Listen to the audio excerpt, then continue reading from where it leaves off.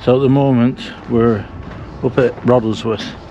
I'm here with Harlem and I'm here with Dale Makin, and we're just getting the stuff out of the car, the camera equipment and bags for walking, so we can head on down so I can show Dale the area of where we've had a few strange things happening pertaining to shadow men being seen, and just the other night I was up here with Lee before the snow started.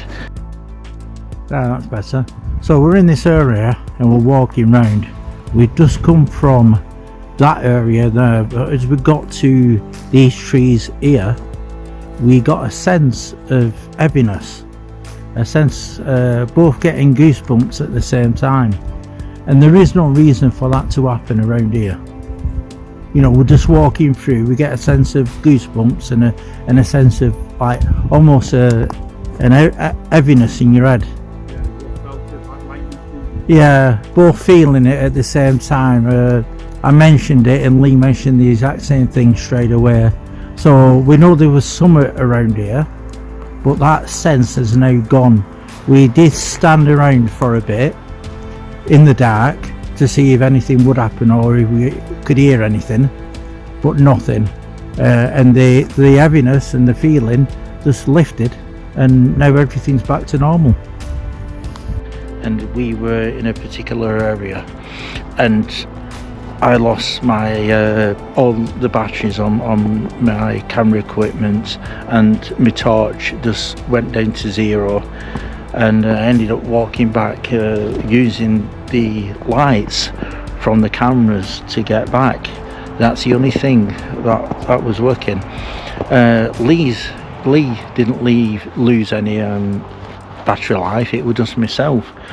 But as we were down here, we were stood around because we hit a pocket, and it were quite a strange pocket of uneasiness and goosebumps. And as we stood round, we felt this energy building up, and then it just faded away. But as we were walking away, we heard a woman's voice, and we couldn't tell what she was saying, but we heard a woman's voice saying something, but sort of like in the distance of the trees. So we're heading up to that area tonight to have a look round and see if anything happens to us while we're up here.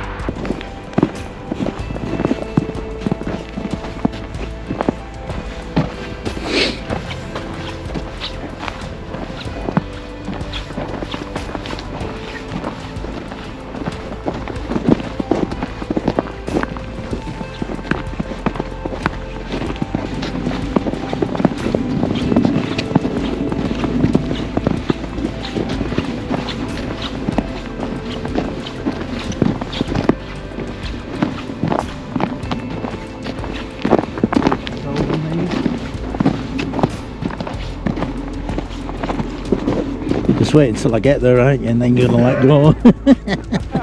Have you seen Jackass where they bring the hand back and it slaps them and they go? No. Yeah, I'll show you that. I've just got a bit of a feeling, bit of deja vu.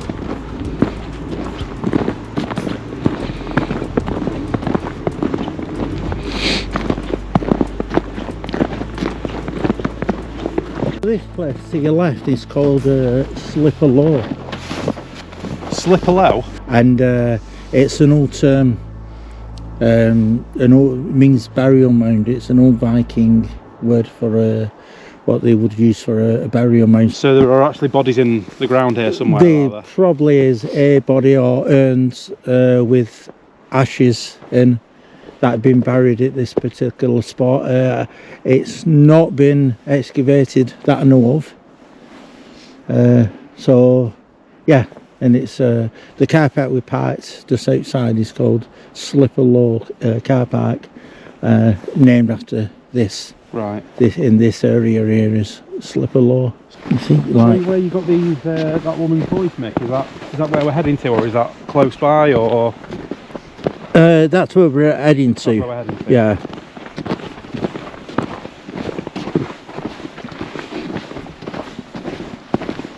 In the area that we're going to be passing in a minute, this area in here I turn the area the dark woods because the wood in there gets thicker and thicker. And at one point where I was camping, I had a similar experience with the same voices, but it came across almost like a car radio going off. And I think I've told you this before. I was out there camping on my own, and where I was in the camp I could hear a car radio going, and I thought it might have been in the direction of where we parked the car. Now as I walked in that direction to see whether it get louder, it started fading. So I thought, oh, it must be coming in the different direction. So I started walking back to my camp and it started getting louder. But every time I moved away from my camp, the noise faded until I got back to the camp and the noise was louder. And it weren't a noise that, you know, like you could hear a car radio. It was like a distant noise, but it was in that area where it was coming from. Just need to plug this in.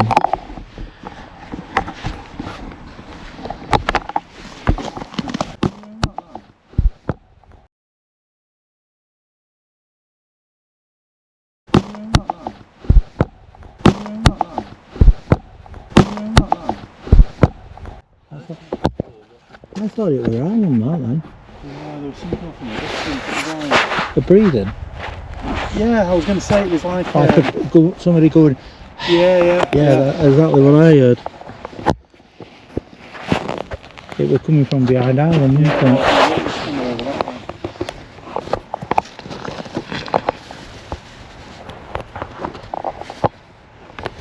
I thought I were hearing things then for a minute. No, did you hear footsteps on as well? I heard something to our left then, yeah.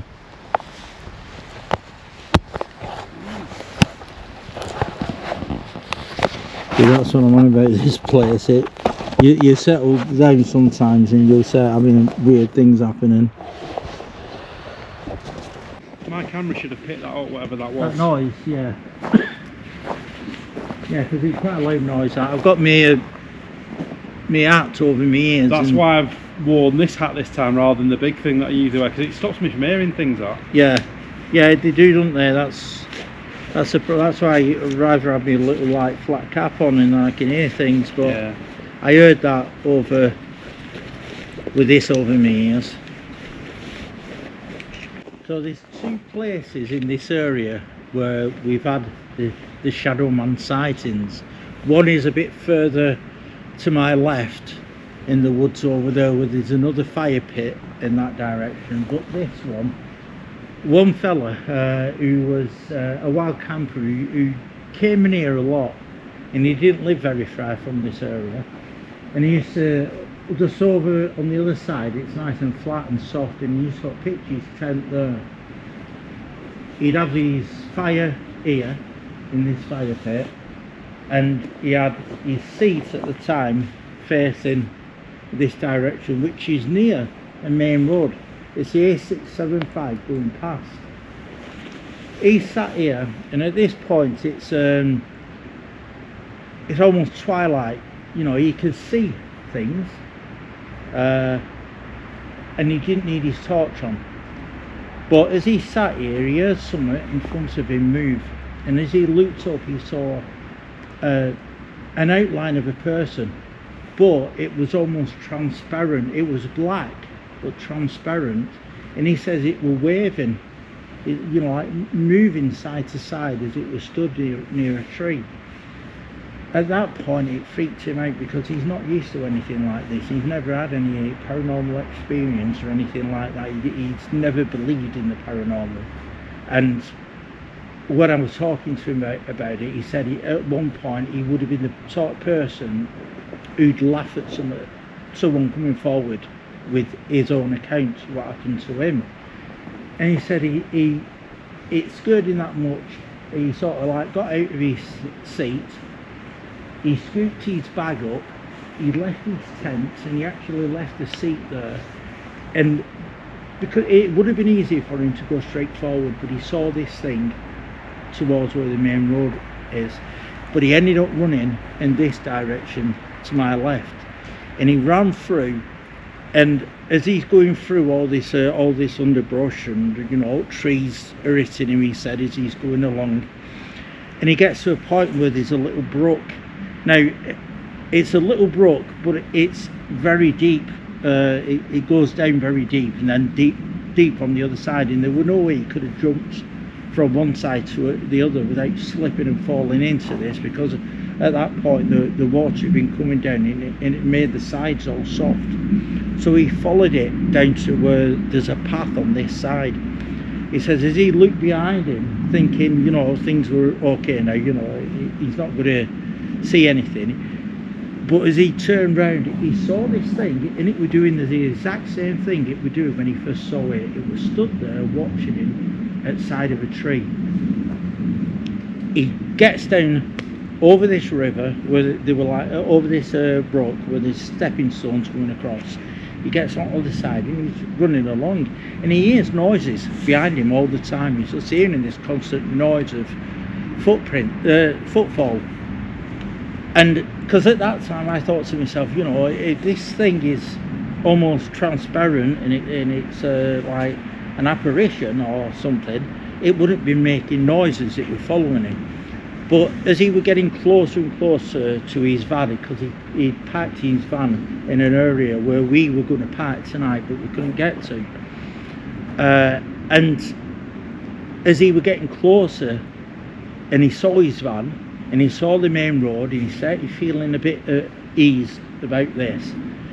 Even though he's going at a real fast pace, he's not running, but he's going at a real fast pace, because it's getting darker and darker as he's going along, and he's being careful where he's walking.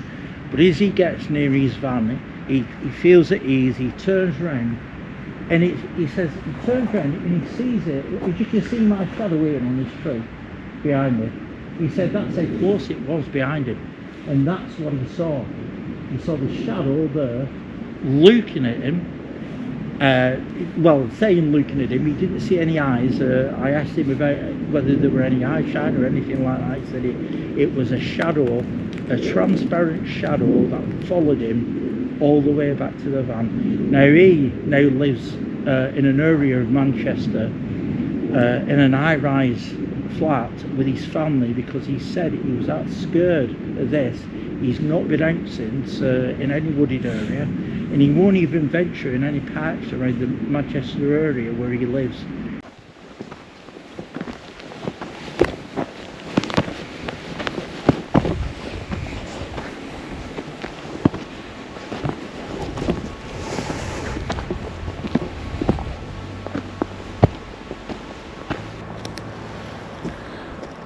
But this is the exact place we got to when we started feeling that eerie feeling. And I just got goosebumps all up my back and all on my head. And Lee, the other team member, he picked up the same. Was this before or after you'd heard the voice? This was before, yeah.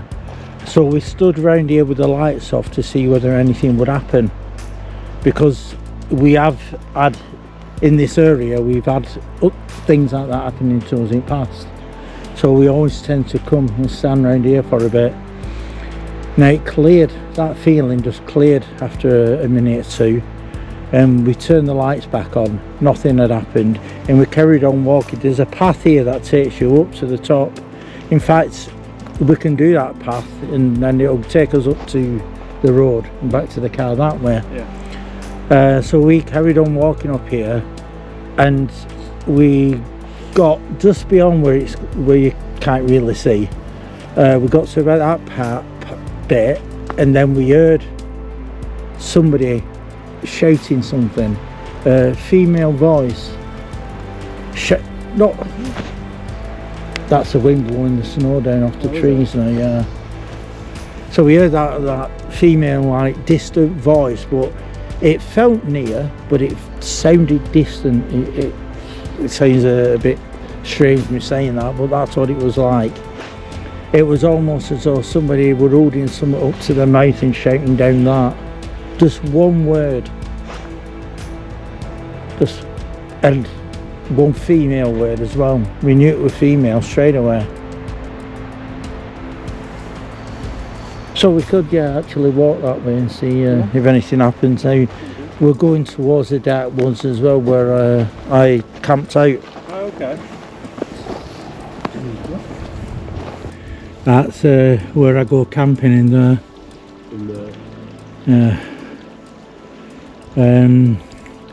There is a path here that can take you into it, but I'd end up getting us lost in there. I think we're better off sticking to this. There are a lot of footprints here, so we must be on the right one. Yeah, but there's no human track here, and whoops, and smaller dog tracks running around.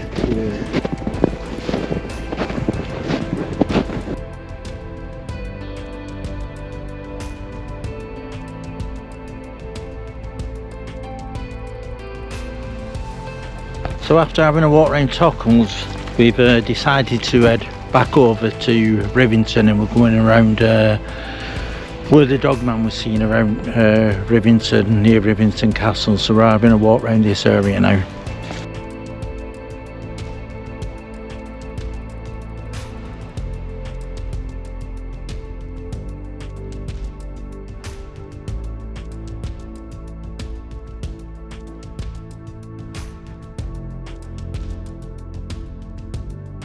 So tell me about your experience tonight, how much you enjoyed the snow. Yeah, I think it's well, as I was telling Mick before, we don't get much snow where I live. And actually we've had quite a lot of snow ourselves over the last few days, and yeah, it's been fun. But walking in it is a whole new different ball game, isn't it, Mick? Is that walking in it when you're walking uphill? When you're walking uphill, it's a bit of a nightmare.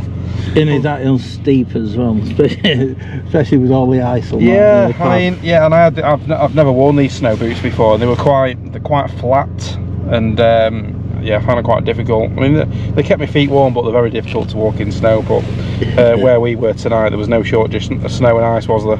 No, not at first. What I was saying, how amazing it is, we were on the side of Tockles, on the east side of the moors, really. And how thick that snow were, and how there were loads of it. And then we've come here on the west side, and well, there's there's no snow at all, is there? There's a little bit of this strange slush ice or whatever it is, but yeah, I mean, it just goes to show around Winter Hill and the surrounding area, the temperatures, even if you just go a couple of miles, the temperature differences are quite extreme, aren't they? Yeah, even though there's no snow on this side, it seems colder. Yeah. Than the opposite side, where all the snow is. But I can't get my head around that one. It's very strange. But yeah, what we were doing tonight was we were just obviously for the documentary I'm filming at the moment, I wanted Mick to take me to Roddlesworth. We were meant to go the other night, but because it had just recently rained, we didn't get to go. So we've actually gone back tonight, and yeah, just got a bit of a tour around the area to bring me up to speed with some of the recent and not so recent eyewitness accounts. Because when I go back on my own, I want to get a good understanding of where, roughly where I need to be targeting, and if I can do that based on previous eyewitness accounts, I think you've got a greater chance of potentially experiencing something. So yeah, it's we've had a good walk around, haven't we? Yeah, got Harlan with us as well. Yeah, Harlan's here, hiding in the back. Not my choice. And yeah, we just we did get a couple of strange things, didn't we? We've had a couple of weird noises we thought we'd picked up. That noise while we were sat at that bench, that was a strange, it almost sounded like cat noises. You did a good impression of that. Yeah, I'm not going to try and recreate that. Not for your audience, Mick. I might embarrass myself in front of mine, but not yours. But yeah, we had a bit of a strange noise when we were in Roddlesworth, and I can't actually remember what it was we heard. I think it was voices, wasn't it? It was like a breath, like somebody breathing. That's right. Yeah, we did keep hearing voices as well, but I think they were potentially natural and may have been somebody around, but yeah, that weird, like, to me it sounded like a pig squealing type of noise, but like somebody was breathing. It was a bit I can't, it's a noise I've never heard before anyway, put it that way. So yeah, I'll go back through the footage and see if I can see if the cameras pick that up. Yeah. Same here as well. We've just had the strange noises here. Potentially cameras pick that up. The shotgun mic that I use on my camera, I always use road equipment, and I know Mick uses him for his Lavelle mics, but you can't go wrong with road, and the shotgun mics I use are very sensitive, so if the camera has picked it up, it should be quite clear. So we'll see. Well, I think it definitely would have picked the one over here up. I don't know about the breath, whatever you can call it. Yeah. The breathing, or sigh, even a sigh. Yeah. We'll have to see. We'll see. We'll go back through the footage and see if my cameras did pick that up, and obviously likewise with yours, because you've got the decent media kit with yours on your GoPro, haven't you? So you should have picked that up as well. Yeah, it should have definitely picked that up. Yeah. But yeah, it's been an interesting night. First time in Roddlesworth Wood before. We've never been in there, so it's it was good to finally see it in person, having heard so much about it. And it's just such a fascinating area, and I've thoroughly enjoyed spending time with Mick and around Winter Hill, and filming for the documentary. It's been been really fun and interesting, and I'll continue coming back. Yeah, I've enjoyed having you around and showing you the places, and like when everything's finished, the documentary is finished, we'll still carry on going out. Definitely, down for that. Yeah, well, because there's so many things that need answers, Mick, aren't there? Definitely, yeah, there is. There's too many things happening up here, and still not getting down to the bottom of it, and I'd love to. Yeah, I just find it fascinating, because all these people that speak to you are clearly experiencing something, aren't they? They can't all be going insane, and I think we can both agree that there's definitely something strange out there. Well, that's what we were talking about earlier on, isn't it? People are actually seeing something, but what are they seeing? That's it. $1 million question. What is it? Yeah. And what's causing it? Yeah, and all we can do is look into it and see what evidence we can get ourselves, and work from that. Yeah, that's why we do it, and we'll just keep doing it until we let's be honest though, we just end up with more questions than answers, don't we? You were looking for answers, but we just end up with more questions. I don't think you just end up with another piece of the jigsaw, kind of. Yeah, I don't think the paranormal's ever going to be solved in our lifetime or in the next 500 years, frankly. No, but there's that excitement of getting out there and trying finding out. Getting out there, boots on the ground, and just working at it. Definitely. Yeah, we'll keep at it, and I know your viewers will enjoy tagging along for the journey and for the fun. So I'm sure you'll keep doing it, as will I. And hopefully one day we'll find something compelling and we can share it, can't we? Yeah, definitely, and that would be good. But anyway, on that note, we're heading back. I'm just warming up nicely now. Yeah. It's bloody cold out there. I've got about 3-4 different layers on at the moment. I'm glad that I dressed appropriately tonight, that's for sure.